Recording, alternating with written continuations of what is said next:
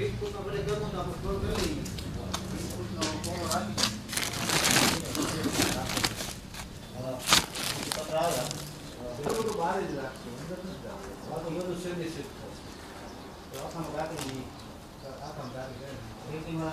जो आप खाद देख रहे हैं वो हमने एक डीएपी का ऑप्शन निकाला है। इसको हम प्रोम कहते हैं, फॉस्फोरस रिच ऑर्गेनिक मैन्योर।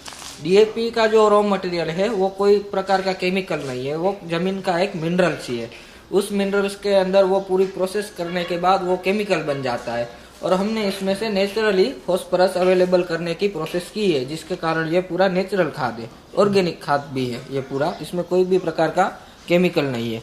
ये जो आप पूरी मशीनरी इसकी देख रहे हैं, ये पूरी इसको ग्रेन दाना बनाने की प्रोसेस है। इसके अंदर हम लिग्नाइट, जिप्सम, रॉक फॉस्फेट और गोबर, इन सारी चीज़ों को मिला के उसके अंदर बेसिलस सबटिलिस नाम के बैक्टीरिया डालते हैं, जो इस रॉक फॉस्फेट में से फॉस्फोरस अवेलेबल फॉर्म में ले आता है।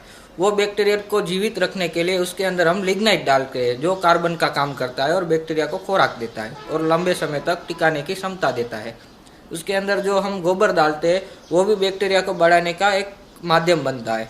और इसके अंदर जिप्सम है, वो खाद की पीएच डाउन ले आता है, जिसके कारण इसके अंदर से फॉस्फोरस अवेलेबल फॉर्म में जल्दी आ जाए। तो ये सारे चीज़ों का मिश्रण करके हम पूरा इसको प्रोम बनाते हैं, जो कि ऑर्गेनिक का फॉस्फोरस का बहुत बढ़िया सा एक सोर्स है, जो डीएपी के ऑप्शन में ऑर्गेनिक खेती करने वाले का बढ़िया रूप से सपोर्ट कर सकता है। तो ये अच्छा, अपना इसका रेट क्या रहता है? इसका 50 किलो का 600 रुपये का हम पैकिंग करते हैं, जो विथआउट सब्सिडी है। इसमें कोई सब्सिडी नहीं लगती है, फिर भी हम 600 रुपये में अवेलेबल करते हैं। और इसके अगेंस्ट में डीएपी जो आता है वो 2300 से 2400 रुपये की बैग होती है, जो एक्चुअली प्राइस है उनकी। वो सब्सिडी उसमें जोड़ दे तो वो 1200-1300 रुपये में मिल जाता है। और हमारा खाद विथआउट सब्सिडी हम 600 रुपये में अवेलेबल करवाते हैं। तो मतलब उसका हाफ रेट में, उसके हाफ रेट और में। सेम उतना ही 50 किलो का रहता है? हाँ, सेम 50। क्वांटिटी देखने में जाएंगे तो 50 किलो ही मिलेगी। हाँ। लेकिन डीएपी जितना रिजल्ट लेना हो तो इसकी थोड़ी क्वांटिटी बढ़ानी पड़ती है। तो हम आगे जाके ये कह सकते हैं कि डीएपी के रेट में ही हमें ऑर्गेनिक डीएपी मिल सकता है। इसकी क्वांटिटी थोड़ी बढ़ा दे तो डीएपी में भी जितना अवेलेबल फॉस्फोरस है इतना फॉस्फोरस इस खाद में भी मिल जाएगा। उसकी जहाँ पे 1 बैग यूज होती हो वहाँ पे इसकी 2 बैग यूज होगी, तो भी उसका रेट इक्वल हो जाएगा, लेकिन ऑर्गेनिक में रिसोर्स मिल जाएगा। अच्छा, जैविक में सारा किसी तरह का कोई रसायन इसमें नहीं इस्तेमाल नहीं किया गया है, किसी भी प्रकार का। तो एक तरह से पूर्णतया जो गाय के गोबर और जो धरती के अंदर जो मिनरल्स जो मौजूद हैं उन सब को मिला के जो एक फॉर्मूला तैयार किया गया है, वो जैविक डीएपी जिसको हम बोल सकते हैं, वो तैयार किया गया है। तो आपकी ट्रांसपोर्टेशन पूरे भारत में है इसकी? पूरे भारत में ट्रांसपोर्टेशन, जैसे अभी देखो ट्रांसपोर्ट है, हाँ। फिर कुरियर सर्विस है वगैरह वगैरह, उस हिसाब से हम भेज सकते हैं। और क्वांटिटी हो तो ट्रांसपोर्टेशन जो हमें गाड़ी का लगता है वो उसके साथ हम डिलीवरी कर सकते हैं। अच्छा, चलो बहुत बढ़िया। और बाकी आप सीखने का भी व्यवस्था यहाँ पर है, कोई भी आके सीख सकता है, पूरी प्रक्रिया जान सकता है। चलो बहुत बढ़िया। अगर आप भी आपके आसपास में कोई गौशाला है, बड़ी गौशाला है जिसमें खाद जो गोबर का खाद ऐसे ही रहता है, उसमें उसको यूटिलाइज में ढंग से नहीं आता है, वो गौशाला हजार रुपए में, 500 रुपए में, या बहुत सी गौशालाएं तो फ्री में गोबर को देती हैं कि ले जाओ आप। तो अगर आप ऐसी जगह पे रहते हैं और कुछ इनोवेटिव काम करना चाहते हैं तो यहाँ से आप सीखकर उस गौशाला में आप प्लांट लगा सकते हो और एक अच्छा खासा मुनाफा आप कमा सकते हो। अच्छा, एक और बात मैं जानना चाहूँगा भाई, क्या इन डिमांड कैसा मिल रहा है आपको? मार्केट से रिस्पांस मिल रहा है कि नहीं मिल रहा है? जो लोग समझ पा रहे हैं कि ये ऑर्गेनिक में भी ये शक्य है चीजें, उन लोगों का रिस्पांस बढ़िया मिल रहा है। अच्छा। जो जिनको अभी भी कोई समझ नहीं आ रही है चीज कि ये केमिकल है, ये हानिकारक है, ये आगे जाके नुकसान करेगा, वो लोगों का रिस्पांस थोड़ी देर से आएगा, लेकिन आएगा जरूर। बिल्कुल। अच्छा, मतलब जब से आप लोगों ने शुरू किया है तब में और आज में कुछ एक डिमांड बढ़ती जा रही, कुछ ऐसा रेशो है? बिल्कुल है। जब हमने शुरू किया था तब बहुत सारे लोग ऑर्गेनिक में मानते तो हैं, लेकिन वो कुछ करना नहीं चाहते, तो करना चाहते हैं उन लोगों को चीजें नहीं मिल पाती है। तो हमने ये बनाने का शुरू किया, तो जो लोग मान रहे थे वो धीरे धीरे हमारा ग्रुप बढ़ता जा रहा है। पहले 5-7 किसान हमसे जुड़े हुए थे, धीरे धीरे करके जिनको भी माहिती इन्फॉर्मेशन मिल रही है कि ऐसी चीज एक यहाँ बन रही है, जो लाभदायी है वो लोग साथ में जुड़ते गए और डिमांड थोड़ी थोड़ी बहुत कम रेशियो में लेकिन बढ़ती है, कम नहीं हो रही है। धीरे धीरे पिछले साल जितना खाद निकला था यहाँ से बहुत सारे किसानों ने उसका उपयोग किया था, उससे इस साल में थोड़ा बढ़ावा आया है, थोड़ी इंक्रीमेंट हुई है, तो थोड़े और लोग जुड़े हैं हमारे साथ। रिपीट भी ऑर्डर आए हैं, कई लोगों ने पिछले साल भी डाला था, इस साल भी डाल रहे हैं। तो धीरे धीरे करके ये पूरा हमारा ग्रुप बढ़ेगा और बहुत सारे किसान लोग हमसे जुड़ेंगे, ऐसी हमें उम्मीद है पूरी। तो यहाँ पे डेली आप देख रहे हैं इतना अच्छा अभी सब पैकिंग चल रहा है और अभी कुछ पीछे स्टॉक में भरा हुआ है और प्रोडक्शन की जो प्रक्रिया है वो आप सारी देख सकते हैं। ये यहाँ पर पीछे गौशाला है, गौशाला के पास में ही बनाया गया है, यहीं से गोबर सारा एकत्रित होता रहता है और ये गोबर लाके यहाँ पे स्टोर करना और फिर इन मशीनों में अलग अलग तरह से इसको मिक्सिंग करके प्रक्रिया के दौरान तहत से जाना पड़ता है। तो मनोज भाई विस्तार में ज़्यादा बताएंगे। जी मनोज भाई, अपने खाद बनाने की क्या प्रक्रिया है और किस तरह से ज़्यादा नॉर्मल खाद से ज़्यादा कारगर कैसे है ये जो हमारा खाद है जी, वो गोबर को हम खाद मानते थे जी और आज भी मान रहे हैं, और वास्तव में गोबर है वो खाद है। बायोलॉजिकल तरीके से उसमें काफ़ी बैक्टीरिया है और उसके अंदर फिजिकल तौर पे भी वो जमीन को ठीक करने वाला है और तत्व के तौर पे आपूर्ति करने वाला का गोबर है जी। मगर वो जो गोबर का सीधा उपयोग है वो हम नहीं करते हैं। उसको ज़्यादा मूल्यवर्धन करने के लिए हम उसके अंदर कई खनिजों का मिश्रण करते हैं। तो अलग अलग प्रकार के जो खनिज है उसको हम मिला के ये कंपोस्ट खाद बना रहे हैं, जिसमें जिप्सम है, परलाइट है, लिग्नाइट है, ऐसे जो खनिज है वो है। दूसरा वनस्पति का एग्रो वेस्ट जो है उसको भी हम उसमें कंपोस्ट करके डाल रहे हैं। तो वनस्पति, गोबर, मिट्टी सब मिला के एक उत्तम प्रकार के जो खाद जमीन को जितना चाहिए, बायोलॉजिकल तरीके से बैक्टीरिया भी उसमें एनरिच करते हैं। जब खाद बनता है तो उसमें जीवामृत और ये ओजोटोबैक्टर या फॉस्फेट सोलुबलाइजिंग पीएसबी बैक्टीरिया, ऐसे कई प्रकार के जो अच्छे बैक्टीरिया है वो भी हम कंपोस्ट बनने के बाद उसमें डालते हैं और ये तैयार हो जाने के फाइनल स्टेज में हम उसमें जोड़ते हैं बैक्टीरिया को भी।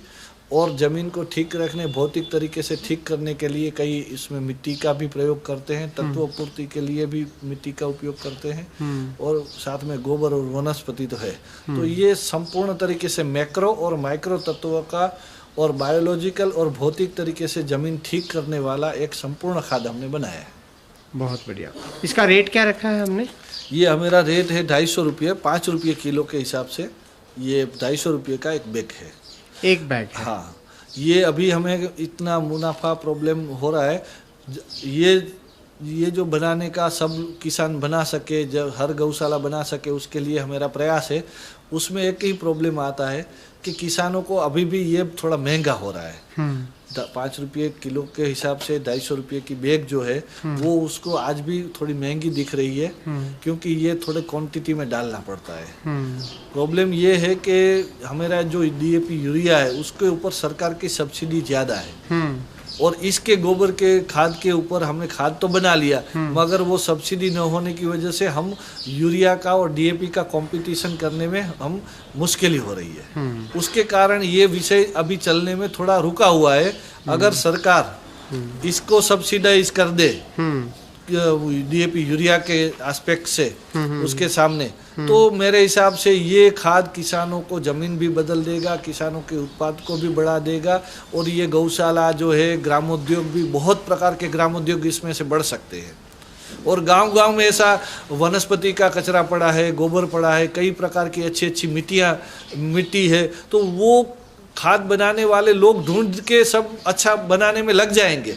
सिर्फ उसको सरकार का एक सब्सिडी का सपोर्ट अगर इसमें मिल जाता है तो ये जो हमने प्रोजेक्ट बनाया है हर गौशाला को स्वावलंबी बना देगा, हर गांव को स्वावलंबी बना देगा।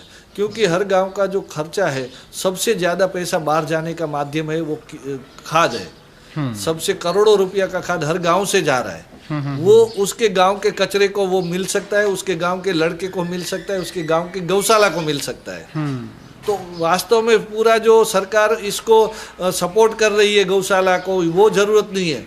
उसको थोड़ा सब्सिडी, इस प्रकार का फैसिलिटेशन की अगर ज़रूरत है, किसानों को भी ये सस्ता खाद मिल जाए तो उसको भी सब्सिडी की कहीं ना कहीं ज़रूरत कम हो जाएगी। खाद सस्ता होना चाहिए, तो उसके लिए सरकार की ओर से जब ये इसको सब्सिडी मिले, ऐसे प्रयास हमारे चालू है। अगर कोई आने वाले समय में होगा भी, धीरे धीरे बात पहुंच रही है आगे तक। बिल्कुल, अगर कोई इसको लेना चाहता है तो क्या ट्रांसपोर्टेशन उपलब्ध है, कहीं दूर भी भेजना होता है? हाँ, तो उसमें हमारा थोड़ा रेगुलेशन होता है, मार्केटिंग के रेगुलेशन के हिसाब से 25 किलोमीटर तक ट्रांसपोर्टेशन फ्री होता है। हाँ। 50 किलोमीटर है तो इतना लिया तो इतना, ऐसे कई योजना। अच्छा, कई योजनाएं हैं, वो फोन पे जिसकी जैसी रिक्वायरमेंट होगी वो फोन पे रिक्वायरमेंट के आधार से करते हैं। हर गांव में गौशाला हो, गौशाला ऑलरेडी है, हर गांव में गौशाला है, पूरे भारत में कहीं भी चले जाओ गौशाला ही गौशालाएं हैं। हर एक गांव में नहीं है तो दूसरे गांव में ज़रूर आपको मिल जाएगी। तो वहाँ पे अगर इस तरीके का खाद अगर इस्तेमाल किया बनाया जाए और उस खाद को अपने अपने एरिया में अगर बांटा जाए तो बहुत अच्छी प्रक्रिया और ग्राम स्वावलंबन का एक मॉडल तैयार हो सकता है। मैं अपनी वीडियोस में हर बार मैं अब मैंने बोलना शुरू कर दिया है कि ग्राम स्वावलंबन, ग्राम स्वावलंबन, ग्राम स्वावलंबन, और बिना ग्राम स्वावलंबन के अब काम नहीं चलने वाला है। अगर सब भारत को वापस हमने उसी सतर पर लेके जाना है तो ग्राम रोजगार, ग्राम स्वरोजगार, ग्राम स्वावलंबन, इन विषयों पे बात करना, विचार करना और उसको अप्लाई करना, ये बहुत ज़रूरी हो गया है। तो इस वीडियो में दोस्तों इतना ही। अगली वीडियो में एक बार फिर आपसे मुलाकात होगी। ये रामकृष्ण ट्रस्ट गौशाला का जो कैंपस है वो मैंने गौशाला कैंपस दिखाया। यहाँ पे पूरे डिपार्टमेंट को एक डिपार्टमेंट को पर्सनली विजिट करके मैंने आपको दिखाया है। ये यहाँ पर ट्री गार्ड भी बनाए जा रहे हैं, जितने खेती के औजार हैं वो सारे इस्तेमाल बनाए जा रहे हैं यहीं पर। तो पूरे ग्राम का स्वरोजगार का एक मॉडल यहाँ पर विकसित किया गया है जो बहुत बहुत बहुत काबिल तारीफ़ है। तो अब यहाँ से समय हो गया है अलविदा लेने का। फिर किसी दूसरी गौशाला में जाएंगे जहाँ पर कुछ अच्छा काम, स्वरोजगार का काम, गौ से संबंधित काम, धरती से संबंधित काम, प्रकृति से संबंधित काम, नेचर से संबंधित काम, कुदरत से संबंधित काम, परमात्मा से संबंधित काम को दिखाएंगे। तब तक के लिए जय हिंद, जय भारत, जय गौ माता।